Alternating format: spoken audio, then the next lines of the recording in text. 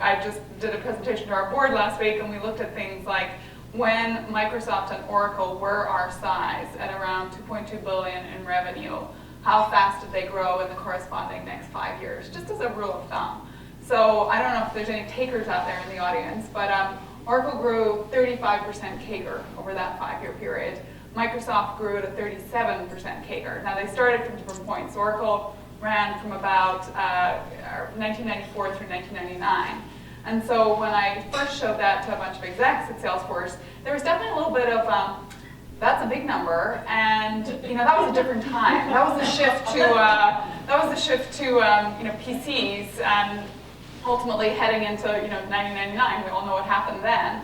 But I keep pushing back and saying, that's the shift to cloud. It's the same thing. So if that big, hairy, audacious goal of 35, 37% type growth isn't in your mindset, I mean, that's what we should all be about. In some ways, I feel like the whole cloud concept or generation will just create brand new ways to do things that isn't just lifting that old app and now deploying it in the cloud. It's doing it in a completely different way because it is so transformative.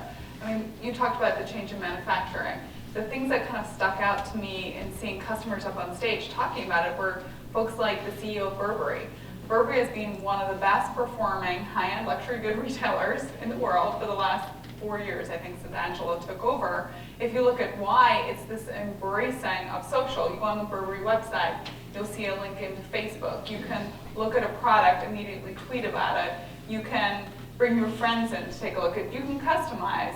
In fact, they launched their new perfume effectively on social. They didn't want to launch it in kind of your traditional big, New York Fashion Week or whatever.